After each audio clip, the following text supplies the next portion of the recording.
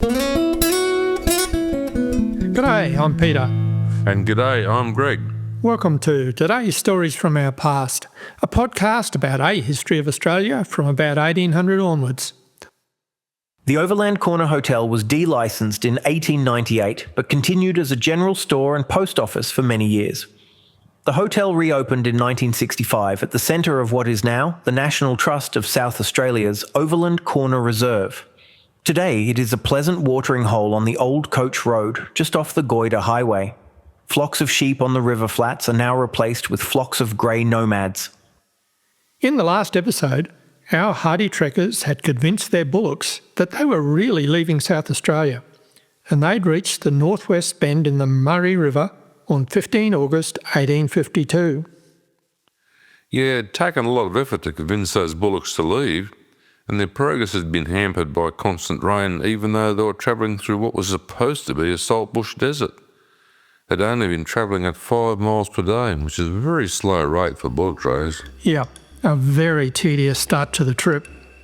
Now, just a warning here, along this and the next sections of their journey, our party and other Europeans who travelled along the route before them encountered groups of First Nations people. As usual, we will use diary entries from those Europeans who were involved in our story. The language used in the diaries wouldn't be appropriate today and may be offensive to some listeners. However, we don't want to filter or alter the content of those diaries, so throughout we are quoting the diaries verbatim. Okay, so who were the other Europeans who followed this route? Well, the first Europeans to sight Northwest Corner were Captain Sturt and his crew on their historic voyage of discovery down the River Murray. They rowed past on 3 February 1830. We've previously discussed Sturt in episodes 1 and 7. Yeah, I can remember being taught about Sturt at school, but I can't really remember exactly what he did. Yeah, to be honest, I was a bit the same. So I looked into him. Sturt was one of the early explorers who believed that there was a great inland sea in the middle of Australia. Okay, so what did he do to prove this theory? In 1829, Governor Darling approved an expedition to solve the mystery of where the inland rivers ended up. Sturt proposed to travel down the Murrumbidgee River, whose upper reaches had previously been seen by human hovel. Sturt and his fellow explorers, 7 of them, carried with them a whaleboat built in sections. On 7 January 1830, they assembled their boat near modern-day Jinjong, which is upstream of Gundagai, and began the great voyage down the Murrumbidgee. On 14 January 1830, Sturt's party reached the confluence of the Murrumbidgee and a much larger river, which Sturt named the Murray. Sturt proceeded down the Murray until he reached the river's confluence with the Darling on 23 January 1830. Sturt then knew that all the western flowing rivers eventually flowed into the Murray. They reached Northwest Corner on 3 February 1830, and on the 9th, the party reached a large lake, which Sturt called Lake Alexandrina. Soon after, they reached the Southern Ocean. There they made the disappointing discovery that the mouth of the Murray was a maze of lagoons and sandbars, impassable to shipping. Then, the party faced the ordeal of rowing back upstream on the Murray and the Murrumbidgee against the current in the heat of an Australian summer. Their supplies ran out, and when they reached the site of Narrandera in April, they were unable to go any further. Sturt sent 2 men overland in search of supplies, and they returned in time to save the party from starvation. But Sturt went blind for some months and never fully regained his health. By the time they reached Sydney again, they had rowed and sailed nearly 2,900 kilometres of the river system. It seems that most of the early European explorers had a hard time of it, but if Sturt and his crew were all in the boat all of the way, they wouldn't have been able to inform people back in Sydney about the surrounding lands. Yeah, you're right there. They couldn't provide any real information about the lands either side of the river. The first European people to trek overland along the Murray were Joseph Hawdon and his droving crew. Well, you'd better tell us all about him. Joseph Hawdon passed Northwest Corner on 19 March 1838 on his memorable droving trip with a mob of over 300 cattle.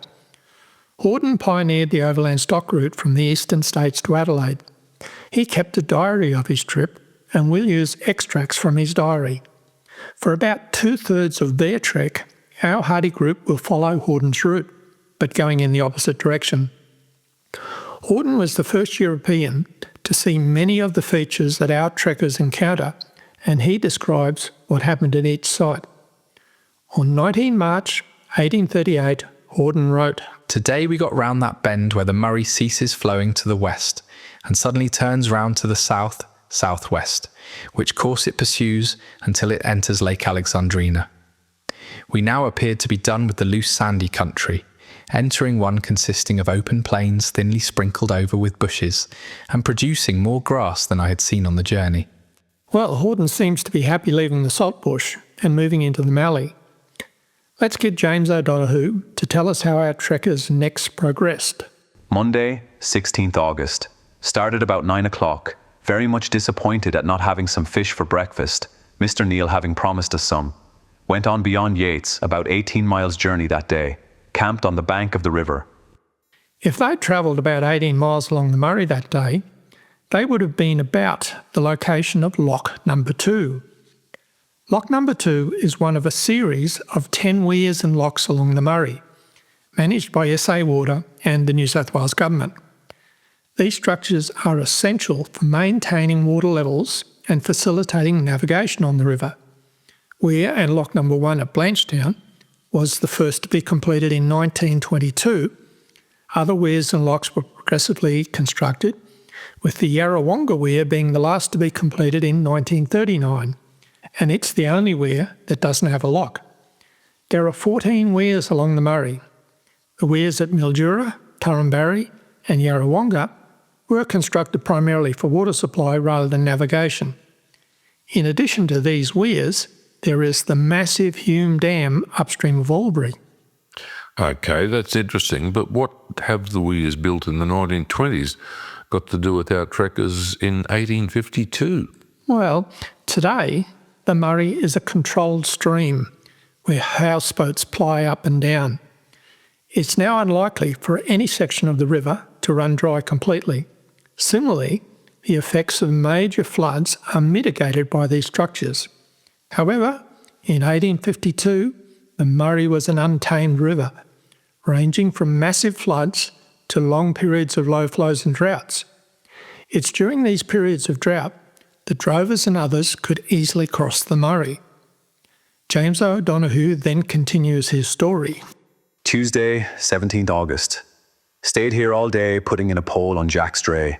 Again, disappointed no fish. Wednesday, 18th August. Started about 9:30, went as far as Hart's Sheep Station, travelled about 12 miles that day. James O'Donoghue shot 3 crested pigeons. By now, they were on the opposite side of the river from modern-day Waikerie. Just downstream from Waikerie is Hart Lagoon, which is named after Jacob Hart, who took up pastoral lease number 92 in July 1851. It comprised land along the riverfront. The run was described as running for 35 miles west of Overland Corner along the Murray. Okay, so they're starting to make some steady progress. They've done 30 miles in 3 days, which is twice as fast as their earlier efforts. Yep. It's Bill's turn to tell us now how they went. Thursday, 19th August. All ready and bullocks started. Mr. Neale had to go for 2 sheep but was disappointed, the shepherd having gone out with the sheep. Mr. Neale came back and attempted to start, but the colt said he did not intend to pull. Tried him for a long time and he would not move. At last sent for the bullocks and pulled him up the hill. A gentleman travelling with 3 horses told Mr. Neale his horse would pull the dray up the hill. He was good enough to try, but his horses would not pull together, but he took the spring cart with his own horse up to the top of the hill. The colt would not move, obliged again to send for the bullocks, about 3 miles away on the road. Bill Emmett returned with 4 bullocks and hooked on before the colt, which delayed us for about 4 hours that day. The colt worked pretty well next day, the road being level, and was rather heavy, being very sandy. Okay, what do they mean when they say that the shepherd had gone out with the sheep? In those days, there wouldn't have been any fencing on the vast squatter runs. So, every day a shepherd would take a flock of sheep, up to 1,000 head depending on the local circumstances, out to new pasture. He would oversee the flock during the day and bring them back in the evening to the homestead, or a hut if the property was very large. The sheep would be penned up for the night, and the hut keeper would look out for predators during the night while the shepherd slept. The routine would recommence early the next morning. Clearly, William Henry Neale was a bit late arriving, and they went without roast lamb for dinner that night. It sounds like William Henry Neale was the driver of the spring cart, but that day the colt didn't seem too keen on working. What do we know about this colt? Yeah, he wasn't keen on working. Later in the diary, they describe him as a Timor pony.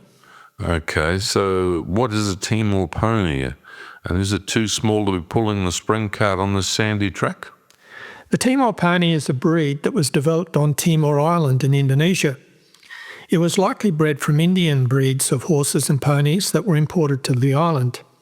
The breed is used by local people for cattle work, as well as riding and driving and light farm work. Many of these ponies have been exported to Australia, where they have had an influence on the breeding of the Australian pony. Timor ponies are known for being strong, frugal and agile, and have a quiet and willing temperament. Okay, well that sounds like a sturdy breed, even though they describe the animal as a colt or a pony. It really is a fully grown horse. Perhaps the pony was just in a bad mood that day. Who knows? By now, I estimate they are near Devlin's Pound. They are about 16 kilometres downstream from the Overland corner, which is their next stop along the route, as Bill explains. Friday the 20th of August. Started about 9 o'clock. The colt refusing for a time to pull. He, however, with thrashing did and worked very well. Met Hart with his sheep and bought 2 for 16 shillings. Arrived at Overland corner about 3 o'clock. 10 miles. Blacks brought us 1 fish and 7 duck eggs and promised us more next day at Lake Bonney. Rained heavily during the night. So, Jacob Hart has bought them 2 sheep. It sounds like they can have roast lamb for dinner now. Yep, and the local First Nations people have supplied them with some other fresh food. As we will see, our trekkers have constant contact with the First Nations people for the next 6 weeks. It's time to discuss the First Nations people that they encounter. Well, what do you know about these First Nations people? As they travel along the Murray, our party will go from one nation's country to another. I found the names of these nations, but I'm afraid that I can't pronounce them properly, and I think it would be disrespectful to try and then just butcher the pronunciation. So I'll refer to all the people that they encounter as First Nations people. Before Europeans arrived, First Nations people had extensive trade networks all across the continent. Goods traded included ochre, stone axes, boomerangs, spears, shells, and even food resources. The trade wasn't limited to just physical goods. It also involved the exchange of songs, stories, and ceremonies. The River Murray was a well-established trade route, so it's not surprising that the First Nations peoples that our trekkers encounter are familiar with trade, both in terms of physical items and labour. We'll discuss this in a lot more detail when our group comes to cross the Murray River. The contact between our trekkers and the locals is not violent, but rather more like a commercial activity. The First Nations people know that our party and others travelling along the Sydney to Adelaide coach route need assistance, and they appear willing to provide help. Okay, so the locals supplied them with food and labour. Well, what did the trekkers give them in return? I've checked both diaries, and I can't find any information about what the First Nations people got as payment. I'd like to think that it might have been something useful like a steel tomahawk or other useful equipment, but it could have been alcohol. If you remember from episode 19, Our trekkers had a large cask of port with them as part of their cargo. Let's hope they weren't being paid with grog. In the diary, the party has described some of the locations along the track, namely the Overland Corner and Lake Bonney, and you've mentioned Devlin's Pound. What do you know about these locations? Well, let's start with Devlin's Pound. Devlin's Pound is an amphitheatre enclosed by the river and high cliffs. It was once the spot where brumbies were caught and where Patrick Devlin did a spot of cattle-duffing. Okay, so they named the pound after a cattle duffer? Actually, no. The pound is named after his ghost. Supposed sightings of Devlin's ghost were made back in the 1890s. It's been alleged that the ghost of a man with a long red beard and flowing red locks was seen riding on a white horse around the area of Devlin's Pound, not far from the Overland Corner. It was thought to be the spirit of Patrick Devlin. Okay, so why was the spirit of a man haunting the area? Well, in 1846, cattle were sent via different routes from New South Wales to Adelaide. To get across the Murray, one route crossed near Renmark. An area not far from the pound was found to be a good place to hold the cattle, where they wouldn't wander off or need to be watched the entire night. Due to the constant traffic of drovers with their herds, a crafty young man named Patrick Devlin erected a wine shanty where stockmen could drink and refresh themselves, eat a meal and safely sleep. The wine shanty was illegal and attracted many unsavoury types, including prostitutes and bushrangers. It is said that Devlin got tired of eating fish daily and began to hunger for some prime beef. He produced a cunning plan and began to help himself to stock at the pound, herding them up into safety in the cliffs around the pound. Devlin got away with his cattle rustling for some time. He had begun small, but he got even more confident and even less cautious. His greed soon took him to rustle his neighbour's cattle, and that proved to be his mistake. Patrick Devlin suddenly disappeared without a trace. For a while, the locals thought he'd packed up his swag and set off up country somewhere with all the money he'd made selling illegal grog. A few years later, a shallow grave was found. In it was the skeleton of a man with a bullet hole in his skull and matted red beard across his face. The person who found the grave knew straight away that he'd found the body of Patrick Devlin. Legends began to string up straight away about his death. Some suggested he was killed for the treasure of a few sovereigns hidden under the wine shanty's floor. Others say he was killed by a local stock drover who caught him red-handed. Then there were rumours it was the local constable. The constable confronted Devlin and a gunfight erupted. Whatever the cause, Devlin was dead. Not long after his body was found, on a dark and stormy night, as a flash of lightning lit the cliff, Devlin was seen again. A man on a white horse was seen on the ridge of the pound, his long red hair and red beard flowing in the strong wind. He was seen on many nights when the weather was bad, and all who saw him knew it was Patrick Devlin, returned from the dead, seeking vengeance for his death upon whoever's gun had dealt the final blow.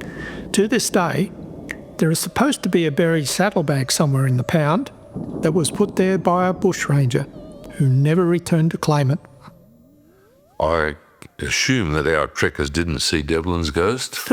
Well, if they did, they didn't record it in their diaries. Hawdon also describes Devlin's Pound. He wrote, March 14th, travelled 14 miles on the top of the outer bank of the river. This bank is about 300 feet high, its sides generally perpendicular. The formation is of soft cream-coloured limestone and clay, the river running in the valley below, wending about alternately against these natural walls, dividing the valley, as it were, into so many small farms. I think the tide must some centuries ago have run up this far, for in some places I saw large heaps of very old oyster shells. In a cave overhanging the valley, there was a heap of these shells, evidently left there at some distant period by the natives.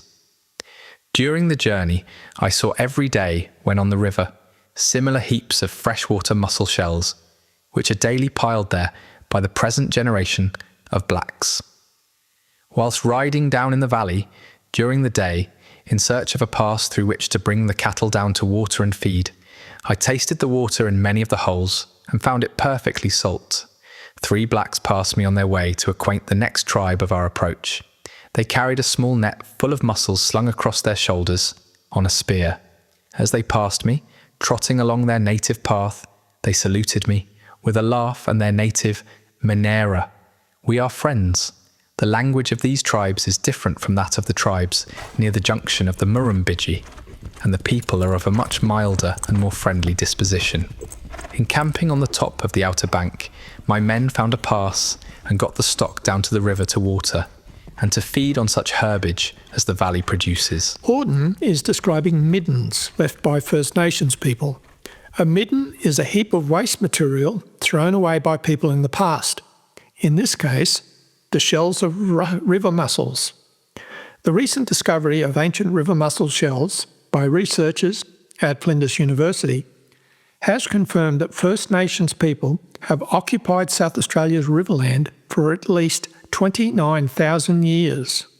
So clearly Hawdon was not aware that the First Nations people had been there for a very, very long time, and then they were the ones who put the shells in the cave, not some ancient high tide. Yeah. Now, unfortunately, we don't have time to include all of Hawdon's diary, but it is a really good read. Okay, but Hawdon trekked along the route 14 years earlier that our group had moved along. Is there a diary written closer to the time of our hardy mob? Yeah. As we mentioned in episode 19, lots of miners from the Burra mine went overland to the goldfields. The majority took one of the southern routes, but some did take the same northern route as our group. One such person was John Schell. In 1914, in the wonderfully named newspaper The Murray Pioneer and Australian River Record, John told his story. John was born in Adelaide in 1848 to German parents. His father ended up working at the Burra mine, and in 1852, the family trekked overland to the goldfields. John was only 4 years old when the family did their overland trek. He had some memories of it and had been told many stories of the trek by his parents and siblings. John starts explaining his family's trek thus. My father settled at Nuriutpa, but in 52, like hundreds of others, he left for the gold diggings of Victoria, about which the wildest rumours were afloat at that time. I noticed Harry Brand and his family went by the southeastern track, and as my family came up the Murray and crossed at Paringa, you may like to hear of the journey, which not many in those days had made before us. Starting out with 2 teams of bullocks and drays, we struck through Truro and camped at a place then called the Dust Hole at the foot of the hills. There was no such place as Blanchetown then, but Morund, a very old camping ground of the Overlanders, boasted a pub called the Whipstick. This used to be the regular place of call. From Morundi, we made McBean's Pound, a river flat, with cliff all round it, except at the narrow opening. When one camped at this opening, stock could not wander from the natural paddock thus formed without being observed. Devlin's Pound, 8 miles below Overland Corner, is exactly the same sort of place. From McBean's Pound we struck what is now called Morgan and camped for the night at the Northwest Bend Station, which was at that time managed by Stephen Jarvis.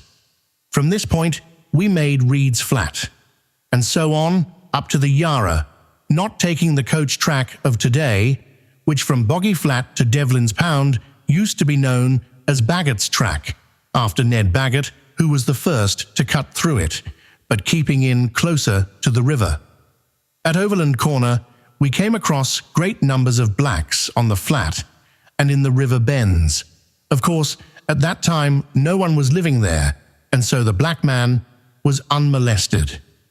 At Lake Bonney, the natives were also in great numbers, but I am bound to say that during the whole course of my life, I never had any trouble with the Aboriginals of this country.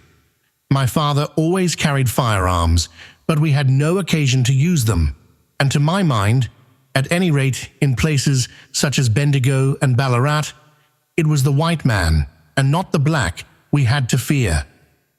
So what do you know about the Overland Corner? Overland Corner is the point on the River Murray where it takes a 90-degree bend. As time passed, others followed the northern track with both cattle and sheep to stock up the new pastoral areas of South Australia. The corner became a recognised stock camp before striking up the Murray to Devlin's Pound and points further west. Owing to trouble with the local First Nations people and cattle duffers, in 1855, the authorities decided to open a police station at the Overland Corner. By this time, the locality consisted of the new police station, a horse staging building, a blacksmith and wheelwright shop, and a general store. In 1859, the Overland Corner Hotel was opened. The pub was built by the Brand brothers for pioneer pastoralist James Chambers of Cognolar Station to cater for the overland drovers and to provide a staging point for the coach route from New South Wales to Adelaide. Sometimes up to 30,000 sheep grazed on the river flats below the hotel. The Overland Corner was delicensed in 1898, but continued as a general store and post office for many years. The hotel reopened in 1965 at the centre of what is now the National Trust of South Australia's Overland Corner Reserve. Today, it's a pleasant watering hole on the old coach road, just off the Goyder Highway. Flocks of sheep on the river flats, and now replaced with flocks of grey nomads. Okay, so our trekkers have reached the Overland Corner. What happens next? We'll let Bill Emmett tell us their story. Saturday, 21st August. All packed up and started about 9 o'clock, the colt working very well on a very heavy road, and arrived about 2 o'clock within 2 miles of Lake Bonney and camped. Again disappointed in not getting some fish. 7 miles. Baked bread and nearly half a sheep, and made damper. The blacks came round saying there was too much water to catch fish. Continued raining and obliged to go to our houses about sundown. Bill Emmett and black boys shot 3 opossums in the evening. Sunday, 22nd August. This being Sunday, determined not to travel. James O'Donoghue took the kangaroo dogs and soon returned with a kangaroo on his back. Saw plenty of ducks, but they were very wild. Also pelicans, cockatoos, crested bronze wing pigeons, plovers and various other birds.